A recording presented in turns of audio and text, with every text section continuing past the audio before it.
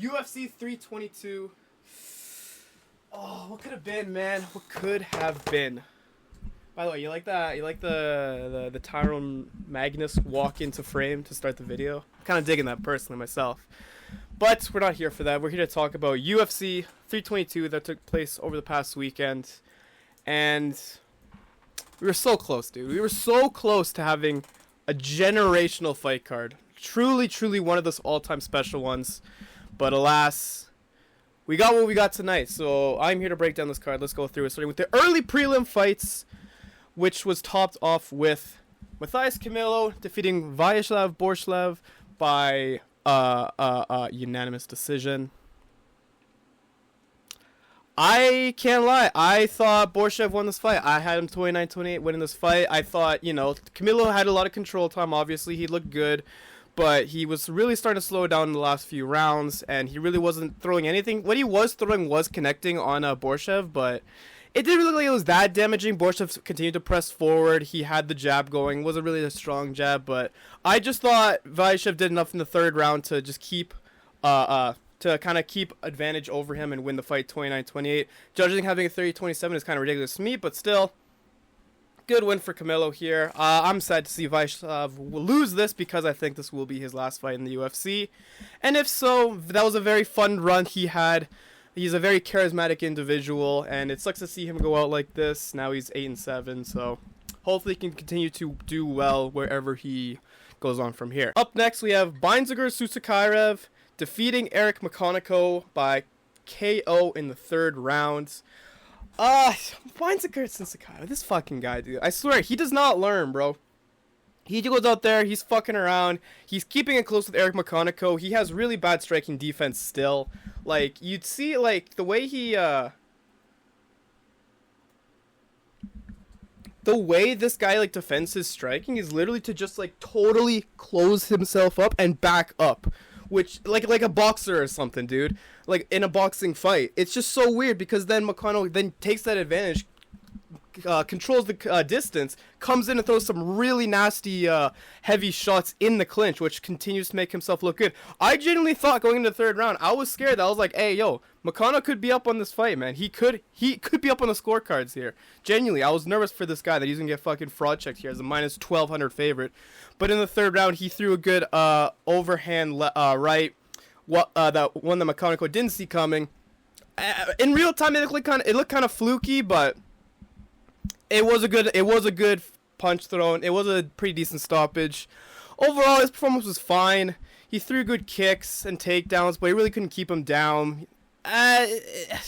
McConico performed as well as I expected him to as an entry-level fighter, so I don't know, man. I don't know. I don't think Nickal is going to be undefeated for much longer, I'll be honest. He called out Nickal in this fight, which I think he'd fucking lose pretty decisively if that fight was to go down, but if not, I don't know who's really next for him, dude. I don't really know who you could give him next, but okay, fine. That was a decent win for Susurkaev, I guess. What it was a better performance, though, was fucking Fatima Kline, dude. Holy shit. That was a very, very good performance from her. She looked good. She got takedowns. She was landing big elbows up close. She was looking for damage. She was landing the right hand a lot. And she ends up winning this fight by unanimous decision. You can see the control time was spectacular for Angela Hill. Angela Hill really tried her best, dude. She was throwing a lot of leg strikes. Targeting the leg, going for some body shots. She just couldn't get anything going, though, against Fatima Kline, who looked good, continued to look for the finish, controlled the entire fight, took her down multiple times. It was a really good performance from Fatima Kline, dude. She's really kind of found, like, she's been on a really nice run. Getting a win over someone like Angela Hill, one of the better gatekeepers of the division still in 2025, is a good look for her. And so I'm excited to see where she goes from here. Probably a decently high ranking in the flyweight division, I believe. So we'll see how this goes from here for Fatima Kline, but this was a very good performance from her. God damn it, dude. Another one of my prospects shot down. Fucking awesome, man. Sick. Maybe I can help on the Pat Sabatini, bandwagon, dude. He's actually been really good. Since, 2023, he's, 4-1, and his one loss was to Diego Lopez. So, maybe he's actually next. Maybe Pat Sabatini's next, though. This was a really close competitive fight. Mariscal could not defend the takedowns in the end. It was very scrappy. He did have some good reversals, some good scrambles, and good shots on the feet, but Sabatini did all that he could to keep him down, control the fight, not letting him do everything. When Mariscal had the opportunity to kind of like get out of rhythm and finally establish himself on the ground game, he looked pretty good.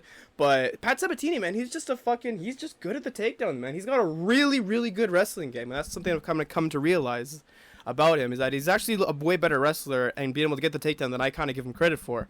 You know, so only 19 significant strikes between the two guys. That's fine, I guess, but whatever, man. Fuck, man. I wasn't wrong on too many fights on this card, but this one I was wrong about. I knew it'd be close still, and it was a close fight overall, but I was hoping Shevchenko Mariscal would actually come out here looking like really good, bro. Like having a really good dominant win over someone, you know, who has a good resume, and has beaten good opponents, and has lost to really good opponents too. So that sucks. Moving on though. Kyle Daukaus. Fucking Gerald Meerschaert. This dude. Look at those numbers, man. 0 for 2 strikes from Kyle Daukaus, from Gerald Meerschaert, bro. He literally did nothing. Literally did nothing, man. It's like the exact same performance as last fight. It's like he fucking learned nothing from fighting Michal Olajaychuk, dude. Because then again, he did nothing. He got chinned and Dariush choked immediately, less than a minute. Very easy win for Kyle Daukaus here, who has been looking very good, actually. Between this performance and the Michel Pereira performance, he's been looking really good, man. I would like to see him fight, you know, someone that is less than 35 years old, but still, from what I've seen, he's been able to do what he's supposed to do against an opponent like that. So now, hopefully, he's going to be able to actually fight a good opponent, like a younger opponent now. As for GM3, I think it's time, dude. I think it's time, bro. You gotta fucking hang him up, bro. This is like, you're very obviously slowing down. Like, everyone's reading you. You don't have anything left to give for this sport, bro. When you're going 0 for 2 on significant strikes, dog, like, you gotta just fucking, you gotta hang him up, bro. You gotta leave the sport before the sport leaves you. And I think the sport has left you, unfortunately, Gerald Meerschaert. Moving on to the main prelims, though. Okay. What? What the fuck? Okay, to be fair, I did say about Malcolm Wellmaker in my predictions video. I said he might have problems against someone with a high fight IQ and controls the pace with takedown attempts. I did not expect Ethan Ewing to be the guy to actually have a high fight IQ and control the pace with takedown attempts, dude. Because, wow, he fucking looked good here. He looked right on the same level as he did as with Malcolm Wellmaker, bro. He was defending well in the pocket. He ate some shots. He has a really strong chin on him, which is something you do kind of need in the bantamweight division. He threw a really good head kick against Wellmaker in the first round. He was getting takedowns. He was accurate in the boxing. He had a very high output and some good combinations up close that really kind of messed with Malcolm Wellmaker. Wellmaker himself was really trying hard to get the hooks and the uppercuts in, but he just couldn't figure out the distance because the jab was giving him a lot of trouble and getting up close with Ewing, which really kept the fight even. And like I said, Ewing was really dominant with the takedown attempts, landing 3 for 5. Malcolm Wellmaker tried his own, but couldn't get any. So that leads to a unanimous decision win for Ethan Ewing, bro. That's really impressive. That's a really good win for him, dude. I am now excited to see how he does in this division. I think that's now elevated him even more and just added another name to the already filling talent pool of really talented people in the bantamweight division, dude. Like, there are some really good prospects in this division, and he just added himself to that list of people. I'm excited to see where he goes from here and what's next for the division as a whole. So that was a very good win for Ethan Ewing. Up next, Aaron Blanchfield, bro. I called it, bro. I fucking said, dude, Blanchfield would do more in the damage. She would do better on the feet while throwing less. But she actually ended up throwing more on the feet here, dude. Like, it was pretty close. It was a pretty slow start for both fighters. Neither were really too committed while they were on the feet in the first round. But in the second, Blanchfield was able to finally get the takedown in. And then just easily get the rear naked choke in for the win, dude. Like, a good performance from her, bro. Cortez, I'm just kind of struggling to figure out where she can go from here now in the flyweight division. I know the UFC really like to push her a lot. But just wasn't, just not, you're just not at that level yet, bro. Not at that level yet. I am very intrigued to see who the next person to actually beat Aaron Blanchfield will, because I think that would, you know, finally establish like another really big name. I think maybe booking, it's tough because like what happens later on down the card, but maybe Aaron Blanchfield versus Natalia Silva will be a good fight, but we might have to see. We might get that sooner than we want to. Or Aaron Blanchfield versus Alexa Grasso would probably be a good fight as well. Moving on though. Gregory Robocop Rodrigues defeats Roman Kopylov by unanimous decision. Again, another fight that was pretty predictable, that went the way I thought it would. Kopylov was able to get a takedown in the first round. He looked pretty good there. But as the fight went on, Rodrigues was able to pressure with the body shots. Kopylov really didn't have any power in his hands, so he just can't establish himself, you know? He can't just be that. He's not the guy that, he just doesn't have the power to be like, yeah, you fucking, I'm gonna throw this at you, so you better fucking watch out, because this will really hurt, bro, I promise you. No fighter buys that when they fight Roman Kopylov. No one buys that, dude. So Rodrigues was able to get in there, pressure himself, throw some body shots. Some nice body kicks. Robocop had the jab going. He threw some knees up the middle, and when he had him up against the cage, he was throwing some nasty elbows.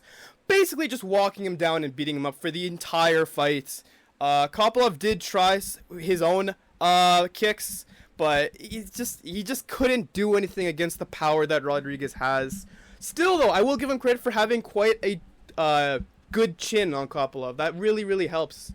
But just couldn't do anything about it, man. That's tough, dude. That's real tough if you're Roman Kopylov, because I don't know how you go from here, man. Like, yeah, I don't know what's next for you, brother. Like, I just don't know. Rodrigues, it really surprised me that Rodrigues is not ranked. Surely he probably will get a ranked opponent. Someone like, a fight with Robert Whittaker would probably be really, really, really interesting. But I guess we'll have to see. That's probably who I'd actually paired up, just thinking off the top of my head. Good win for Rodrigues, though. I do kind of wish it was a finish here. I think, you know, he has that power to really be able to draw finishes like that. But still, very good performance from Gregory Rodrigues here. Last fight on the prelims. The fight that was deservedly placed on the prelims instead of being on the main card. Bo Nickal gets a head kick KO over Rodolfo Vieira, bro. Congrats, dude. He's able to fucking get the goddamn 36-year-old with no striking, the jiu-jitsu guy. He was able to beat him by striking. What a surprise, bro. To be fair, though, this was a very good performance from Bo Nickal. Completely dominated him on the feet and on the ground. Nickal, you know, he spent the fight landing the overhand, establishing the jab. He was defending the takedowns. He almost got the guillotine in at one point. Some nice kicks and some left hands down the middle looked really, really good. But, you know, as the fight progressed, it just kind of started slowing down more and more towards what I expected from Bo Nickal, just kind of sliding through this fight. Until at the very end, I almost stopped paying attention. Bo Nickal comes in with the fucking Leon Edwards, like, feint and then fucking head kick on the side. Completely knocks out Vieira. He knew it himself too, so walk off head kick KO for Bo Nickal. Cool, man. Like, it's so funny about Bo Nickal. It's just the fact that, like, I know this guy is good. We know this guy is good. When this guy actually tries, he is one of the best fighters in the middleweight division. I'm telling you this guy is easily ranked material when he actually tries, dude. I just don't think he does, and the UFC likes to give him easy layups like this where he can just coast. He just likes to coast in all his fights. So, like, when he actually tries, though, and actually tries to figure out if someone's, like, fucking striking stance, like, if it's not, like, when it's not easily fucking, like, readable of what this guy's, like, big flaw is, you know? Like, he can fucking figure it out and, like, finally, you know, land a good shot to fucking get a KO win. He has that KO power. He has the talent to do that. So I would just like to see that more, bro.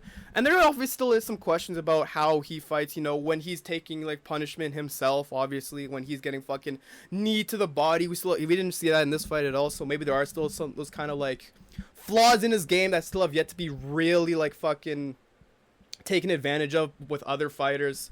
So that'll probably stop him. But still, I do think Bo Nickal is a good fighter, and I do think he will find success as he goes on in his career still. Obviously, this is only his 9th MMA fight, so we still have a lot to see from the guy. He's pretty young. Vieira is not, so a good win for Nickal here. Finally, we get to the main card now. And dude, we did it! It's still alive, bro.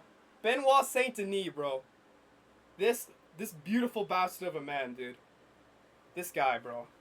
Oh, he is so back. We are so unbelievably back, man. I'm here for this. No one else was here for this. Me and Lucas Tracy, that was it.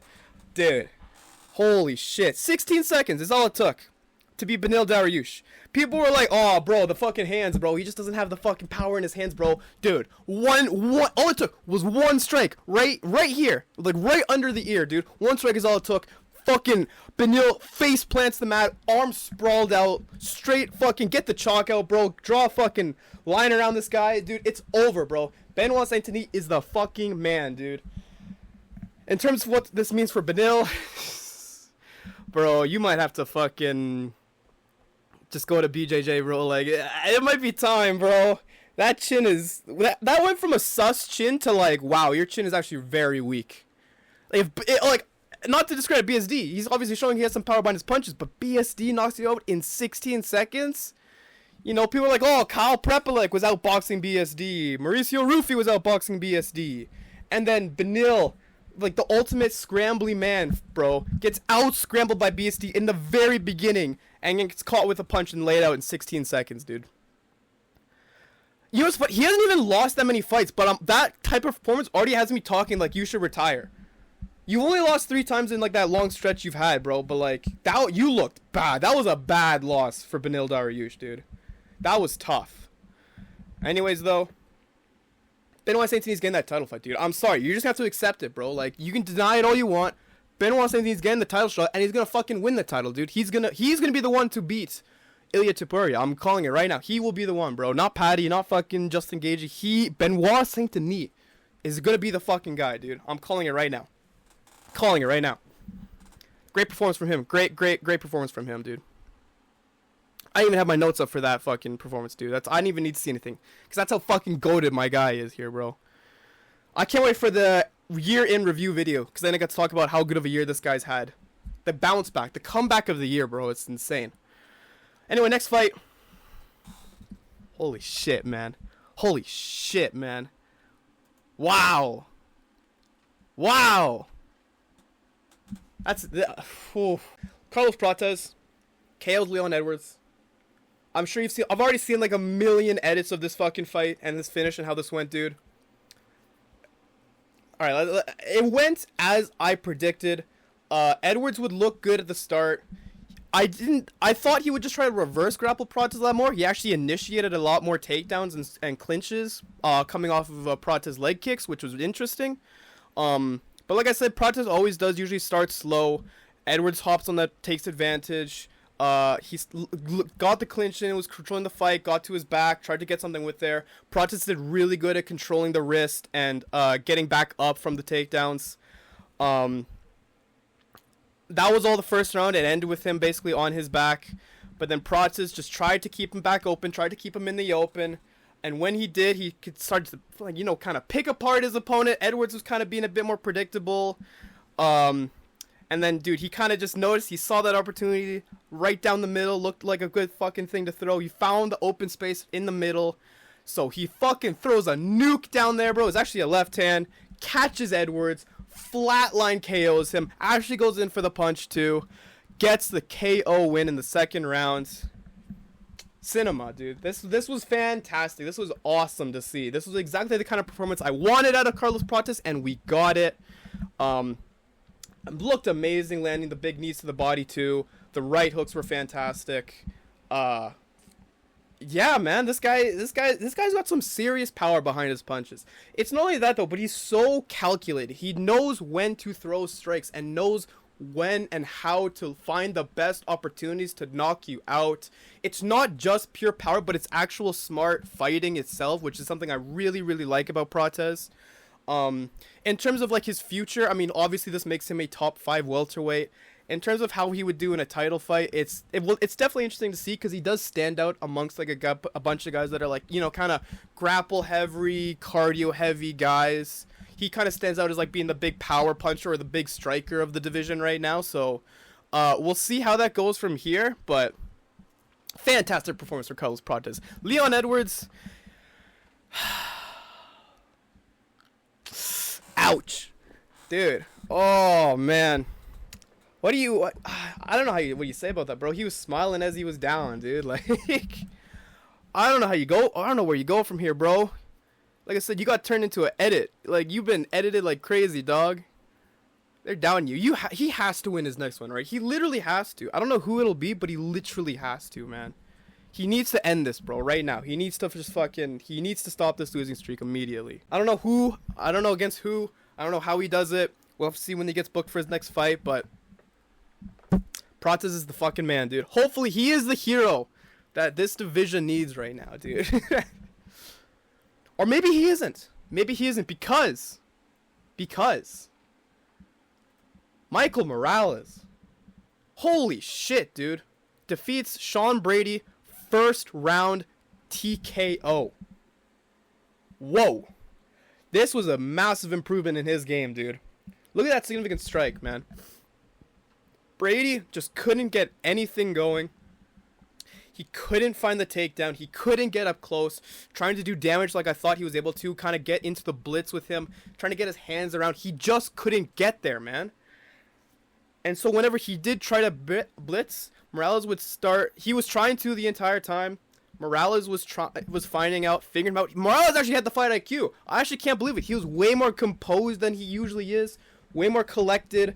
He found an opportunity to start utilizing the right hand, which then started to work really well for him. He started to gain an advantage. He started throwing uppercuts and hooks, eventually being able to drop Brady with a right hand, piecing him up, takes him to the ground, gets the knockdown, fucking starts ground and pounding, gets the win.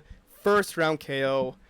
Jesus, man. That was a very good performance from Michael Morales. Way more, like I said, way better than his other performances. Like, you know, he wasn't as, like, you know, awkward in his striking. He wasn't as, like, quick to try to go in for a kill. He was, like I said, way more composed, way more confident, looked better.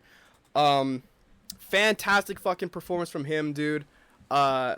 It sucks to see for Sean Brady. This was such a big risk for whoever lost, man, because you'd lose, like, you know, like, basically this is number 1 or number 2 contender status, and you're fighting a guy that's just on as big of a run as you are. So to lose like that does suck. And I guess, I don't know. Yeah, man. Makes Edwards not look as good. Again. Everyone that beats Edwards is losing their next fight, bro. Hopefully Prates can beat that curse. But yeah, dude. Really good performance from Michael Morales, dude. Dude, that class, it was season 5 of the Dana White's Contender Series, had JDM and Michael Morales in the same class, bro. What a level of competition it is from that class of season 5 welterweights, dude. Great performance from Michael Morales, bro. I'm very intrigued to see how he does in his next fight, if he's gonna be way more as composed as he was in this fight. Moving on, though, to the co-main event. Valentina Shevchenko. Saw all the fucking momentum this card had, dude. All the fucking goodwill we had going, all the smiles that were had, all the finishes, and said, yeah, that is enough.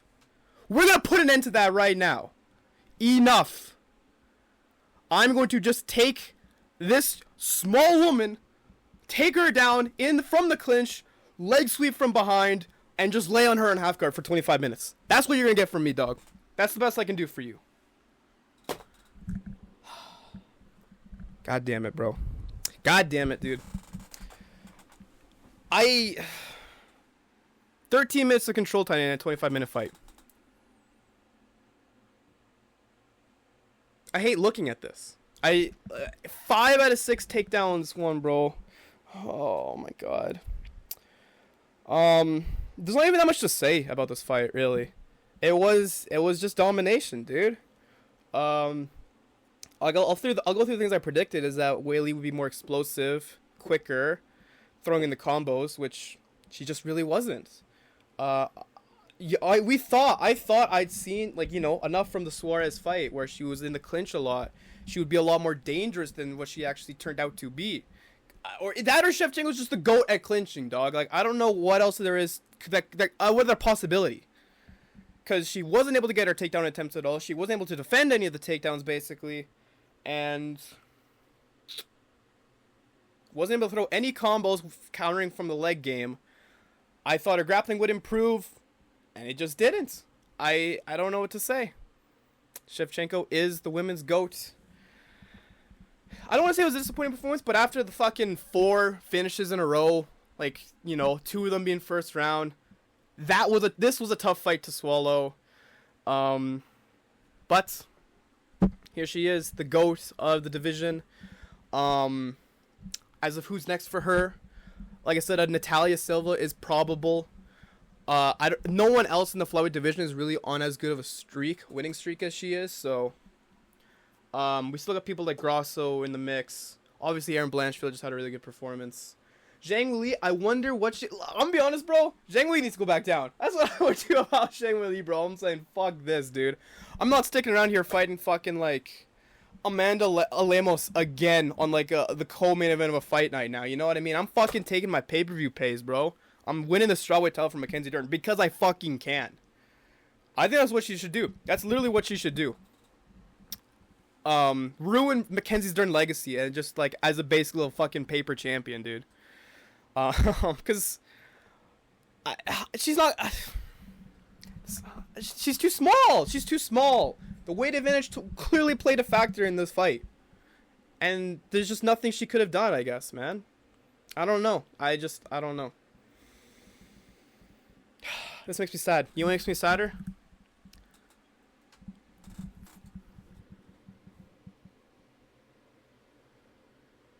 Dude. How bad is Bilal Muhammad, bro? Like, for real. How bad is this guy? You're in the same camp? Really? Oh, my fucking God. This one hurts a lot. I literally said in the predictions video, I was like, bro, you'd be a fucking casual to just a moneyline bet on Islam Makhachev. And they proved me fucking right, man. Or they proved me wrong. I'm so mad I can't even get my fucking words right because I just had to watch 19 minutes of control. You thought 13 minutes was bad? Here's 19 minutes. Granted, he went for more submission attempts. He went for it. They're not official stats, but he went for more. But 19 minutes, dude.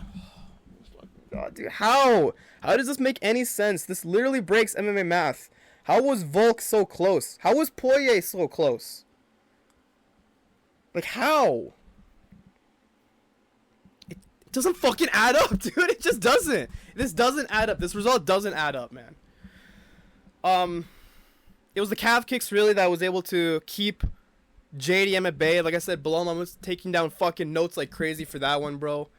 It's calf kicks that are able to keep JDM at bay, keep him off his game, switching stances, which allowed him to go in for the takedown easier, and then controlled for the majority of the fucking fight. Basically 4 out of 5 minutes for every round he was on bottom. I don't know, there's just not much to say, bro. That's 5 title wins in a row. Or 6, actually. 6 title fight wins in a row for Islam Makhachev.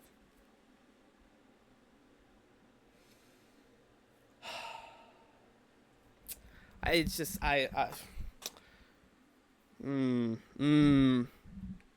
does this make him? This like the second person to win both the lightweight and welterweight titles? Anyone else do that? No, it was just BJ Penn. I'm sad. This makes me sad. Looking at this just makes me sad, dude. JDM, he was so close, man. I really saw it. I really saw the ability for JDM to, like, you know, just be bigger and defend the takedowns and push him back. But he didn't. He just couldn't, man. And the thing with JDM, though, is, like, it's fine. The dude's not even 30 years old yet. I think he's going to maintain a top 5 in the welterweight division for a very long time going forward. But maybe even to the point he gets a rematch. Genuinely, maybe he gets the rematch. But god damn it, dude. This sucks. This outcome sucks. If anything, though, I do think welterweight is the division that you could have some possible contenders at that belt. Like, I'd be interested to see how Ian Gary fights Islam Makhachev. I'd be interested to see how Shavkat fights Islam Makhachev.